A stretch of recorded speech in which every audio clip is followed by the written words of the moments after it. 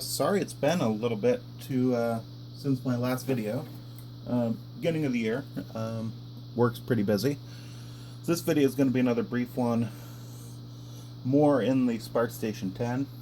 Finally getting around to playing around with it a little bit more. You know, did some stuff with it. Hey, outside of SunOS 4, the SuperSPARC 50 megahertz, 1 megahertz cache, the SM51 module in here is a little weak. So let's pop that out and put in a HyperSPARC 125 megahertz module. Should be roughly twice the speed.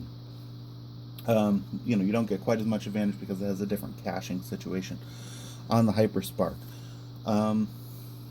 Before this, I prepared, we have the 2.25R ROM here, and so let's get this MBus module out of here and put the new one in. Let me get my anti-static wrist strap, if you'll bear with me a moment. Kind of important with this old gear. You don't want to take any chances. Not that these things are... It's precious to me. But yeah, in the real world this has very little value. There's a couple of little clips here. Pull back on those clips and wiggle upwards. Hopefully you do it a little bit more gently than I do. And there we have our SM51. And there's the MBus connector. These were fantastic little boards. So SPARCstation 10, SPARCstation 20, and then some of the server products took these. Now here's the Ross HyperSPARC 125 megahertz module. I do have another one of these, but we're just going to start with one here and in the video. And the same technique applies to both. If you see here on the motherboard, there's stacked connectors. So this one I'm pointing to now is at a lower level. Just like on the SBus connectors, there's a lower level and an upper level. And the first stuff gets installed in the lower level, then the upper level. This is a single CPU here.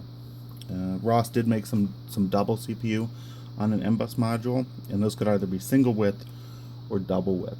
In a double width, you lose an SBus slot. See if we can get a detail there on the oscillator can. See, 125 megahertz. So these are always these are in some ways easier than SBus cards to put in, but in some ways more difficult. If you see, there's a hole here and a hole here up at the top of the card, and there's tiny little posts in the case that will receive those. You kind of got to get your angle just right, and it should fit in. There's clips involved as well, and if you press forward just right and then press down, it should clip in. And then these retention clips move forward like so. There you go, installing an MBus module in a SPARCstation 10. Nice Ross logo there. One thing with the Ross, higher clock speed, they do put out a bit more heat. So make sure your fans are in good working order. Thanks. Hopefully looking at some of the software, so, some of the interactive side here on the SPARCstation 10 in upcoming videos, because the hardware is, well, it's interesting. Want to know. So, I don't know, you guys tell me, do you want to do SunOS 4 or Solaris, say, 6 or 8? I think I have OS for 6, 7, and 8. I think I have CDs, or at least images of 8. I don't know if I have the CDs for 8, media kits. So, let me know in the comments, SunOS 4 or Solaris. Thanks.